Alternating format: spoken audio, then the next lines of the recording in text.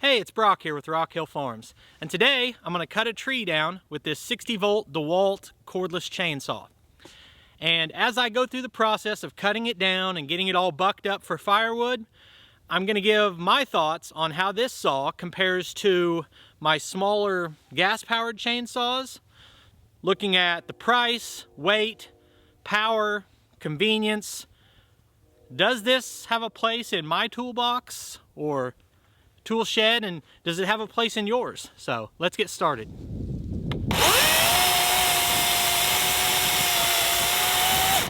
I pulled this out of the box and there was zero setup at all. The only thing I had to do was dump some bar and chain oil in it and make sure the tension was right and start cutting.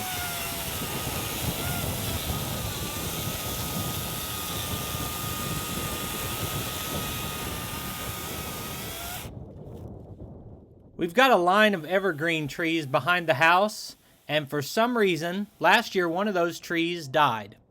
I gave it a lot of extra water over the last year and hoped it would come back, but it's just not getting any better. So I decided it'd be a good tree to cut down and test out this saw with, because it's about the same diameter as the length of the bar, meaning it's about as large a tree as you'd ever want to cut down with a little saw like this.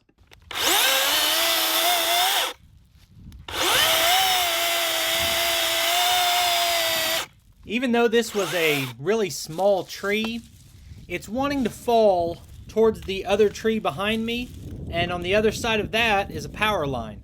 So I really have to make it fall the opposite direction of the lean, which explains why I would use wedges on such a small tree.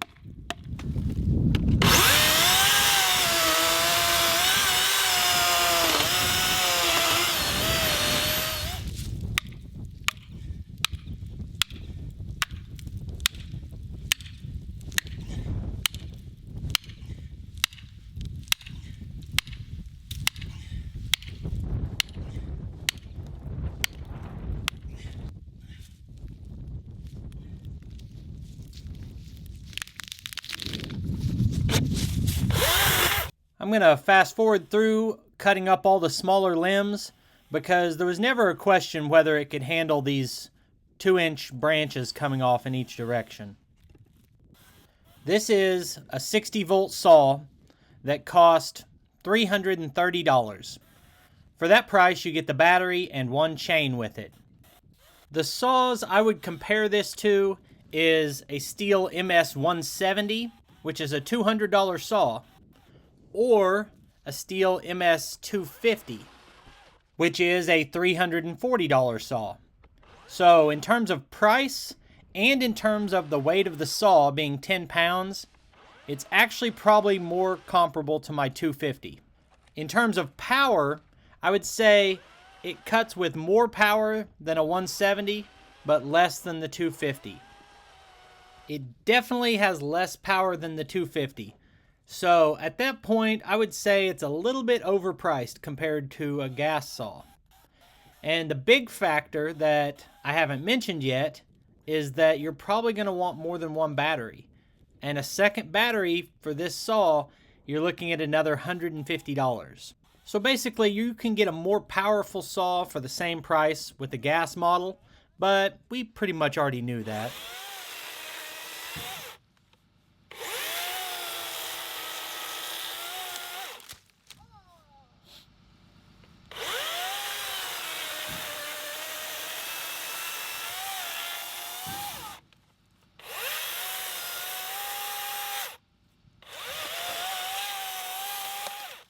If you're buying an electric chainsaw, you're probably doing it for convenience, and there's no question that this is more convenient. With the gas-powered saw I'm about to run, which is a Stihl MS-194T top handle saw, I had to go through the process of getting it started, then let it run for a little while.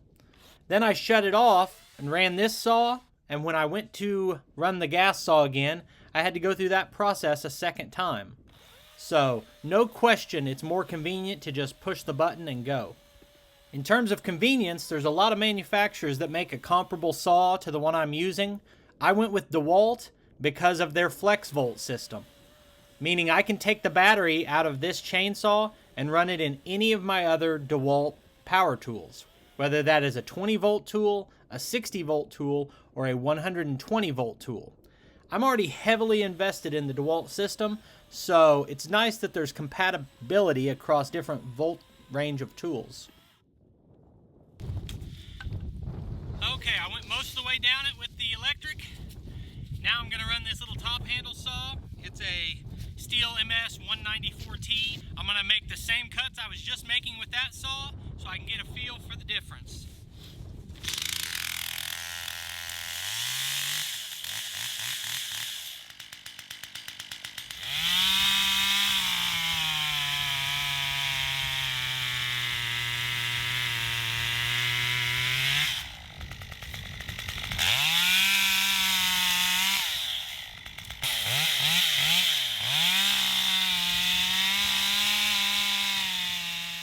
This little top handle saw puts out the same horsepower from basically the same engine as the MS 170 in just a different form factor.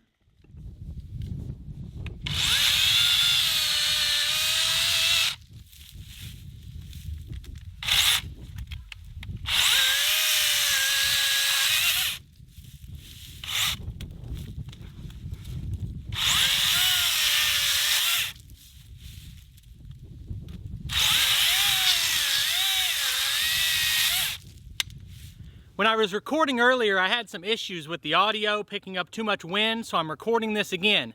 But my final thoughts on this saw is I would buy it again.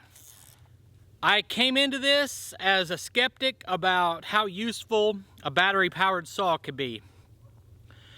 And I was correct in saying that it won't replace my everyday saw for, felling trees or cutting firewood.